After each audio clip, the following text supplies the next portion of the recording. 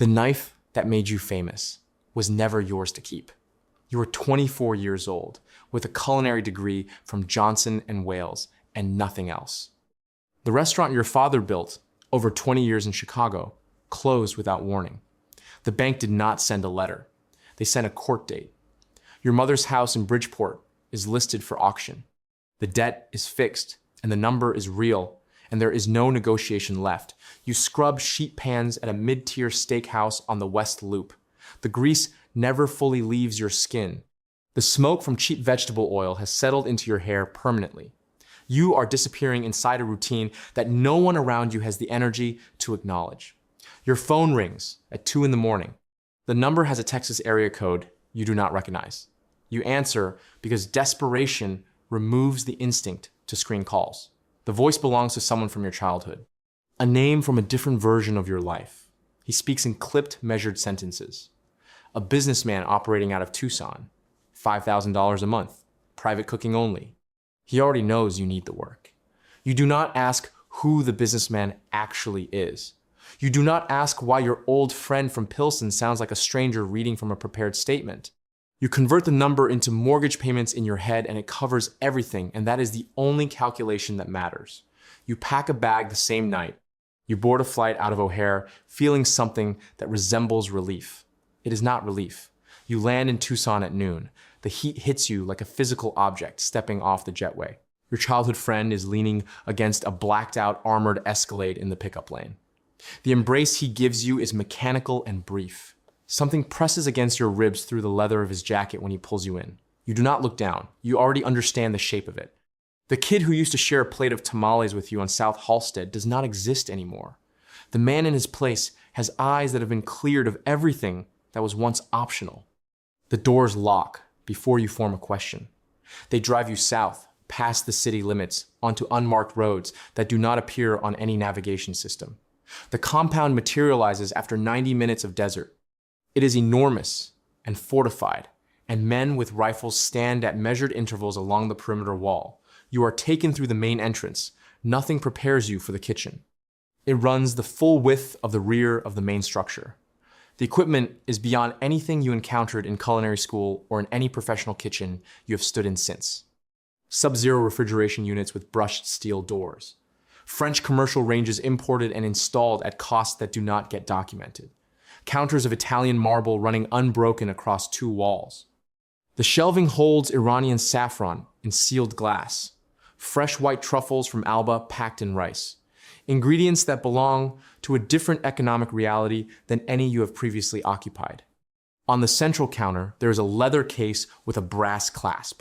Inside, it is a set of hand-forged Japanese knives. Damascus steel with gold inlaid initials on the handles. They belong to someone who is not here. You draw one finger along the nearest blade, and a cold, specific question begins forming in your mind. You do not get to finish it. The first test begins that same evening.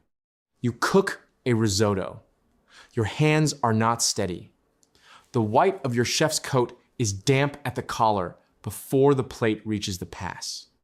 A thin man with pale eyes takes the first forkful before the boss touches the dish. He sits in absolute silence for 50 seconds. No one in the room produces a sound that feels natural. Then the boss eats. He sets his fork down. He closes his eyes for a moment. He says one word in Spanish. That word is enough. The following morning, a thick envelope rests on your pillow. Hundreds only. The arrangement is now binding in a way that nothing written could formalize. You tell yourself you are only a cook. You repeat it enough times that it develops the texture of fact.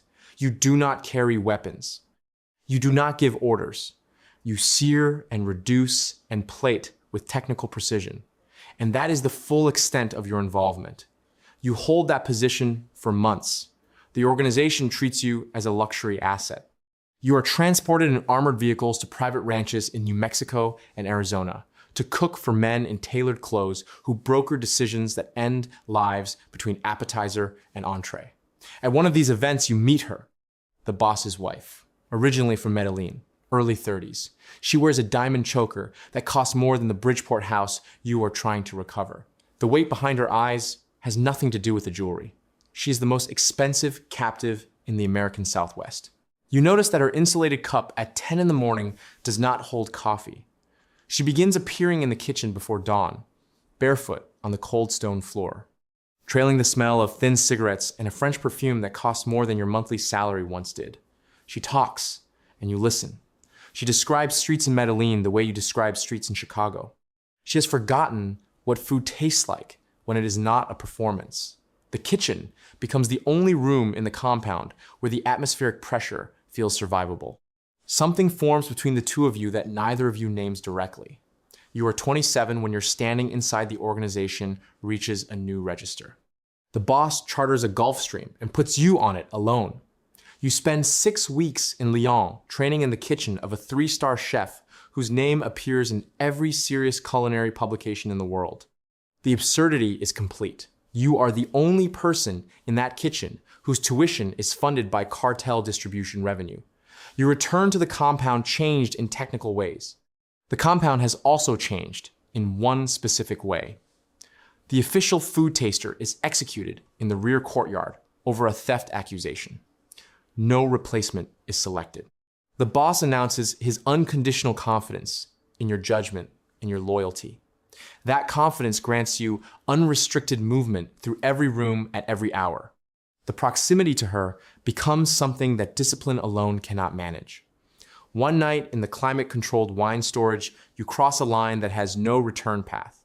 The room sits at 58 degrees. The air holds the smell of aged oak and cave-stored cheese. Behind you are cases of Napa Cult Cabernet worth more than a year of what you previously earned. Your pulse is registering in your temples. You straighten your coat in the dark and ask yourself a question you cannot answer with any honesty. Whether what you feel is genuine or whether you have simply become dependent on the particular voltage of existing inside a danger you selected. The parallel life continues for months. You plate the boss's dinner while his wife sits across the table from him and neither of you produces a visible error. You develop the private certainty of someone who believes they're managing an impossible situation with precision. Then, a door opens at the wrong moment. A young guard appears at the kitchen threshold. He takes in the room in a single glance. The color leaves his face before his expression can compensate. He backs into the corridor. He says nothing in that moment. But silence in this environment is not the same as safety. The panic that fills your chest in the seconds that follow is structural. You have 30 minutes at most before the wrong conversation occurs inside this compound. You take the encrypted phone from the cabinet above the spice rack. You call your childhood friend. You compress the confession into a single transmission. He does not speak for a long time when you finish. The silence is not forgiveness. It is assessment. He tells you the situation will be resolved. By the following morning, the young guard has not reported for his rotation. He is not in the compound. He is not anywhere that anyone in this building will reference again. You sit on the edge of your mattress that night and look at your hands. They have touched nothing since you arrived but proteins and vegetables and stock and salt. But a man is in the Sonoran Desert because you made a phone call. The internal construction you relied on for years collapses in that specific moment. You are not only a cook. You were never only a cook. Paranoia settles in and does not move. Every word the boss directs at you carries a secondary meaning you examine for threat. Every pause in conversation feels like recognition arriving. Your stomach develops an ulcer. The Iranian saffron, you paid $600 per gram for registers as nothing on your palate. The prime beef on the cutting board has a smell you cannot separate from something clinical and final. Your mother calls from Chicago. She weeps with pride. She believes you are a corporate chef for a luxury hotel group. You cannot tell her anything true. You sleep with a boning knife beneath your pillow and wake soaked every morning before 4. The cartel moves into open confrontation with federal agencies along the border corridor. The main compound is vacated. You cycle through 4 different safe houses across southern Arizona in 3 weeks. The structure of luxury collapses entirely. Automatic weapons occupy every surface. Radios run all night on encrypted frequencies. The boss's wife does not survive the sustained pressure in any form you recognize. The substances she was self-administering in controlled quantities become the only system keeping her vertical. She passes you in a hallway one afternoon and looks at a point 3 inches behind your face. The connection that nearly ended you was a temporary remedy for isolation. That is all it was. One evening, you are moving a supply crate through a corridor, and a guard's radio produces a transmission you were not meant to hear. The convoy your childhood friend was traveling in was intercepted by federal heavy caliber units on a road outside Nogales. He did not survive the engagement. The boy from Pilsen, the man who resolved your problem by making another man disappear. Gone in under a minute on a desert highway. That same night, the order arrives to prepare a banquet for the surviving lieutenants. The new coordinator who delivers the instruction does not know your history with the organization. He only knows you produce food that the leadership requires. You break down a side of bluefin tuna with hands trembling at a frequency you cannot suppress. A single tear contacts the cutting board, you do not pause. You plate the fish with the same technical precision that defined your reputation inside these walls. You smile at the men celebrating the operation that removed your oldest friend from the earth. Your face maintains, nothing else does. You reach the absolute boundary of what you can continue absorbing. You seal 500,000 in vacuum-packed currency using the industrial chamber sealer in the prep kitchen. You go to her room. You tell her there is a chartered aircraft and a narrow window and she needs to move now. She looks at you from inside a pharmaceutical distance. She produces a single dry sound that is technically a laugh. She tells you she is Sinaloa. Outside these walls, she is a primary target with no protection and no country. She does not stand. The reality of it enters you with a force that bypasses all remaining denial. She was never going to leave with you. And if you board that plane alone, the men who answer to her husband will arrive at your mother's address in Bridgeport within 48 hours. You already know her street is in a file somewhere in this compound. You walk back to the kitchen, you button your chef's coat, you begin breaking down aromatics for a service that has not been called yet. You are 33 when the DEA tightens the operational perimeter and the entire structure begins showing fractures. The boss summons you to a private dinner. No staff present, no security detail. A black Sig Sauer resting on the dining table beside his wine glass. He looks across the silence directly at you. He tells you that you are the single person in this compound who has never stolen from him, never worked against him, never deceived him. The irony enters your chest slowly.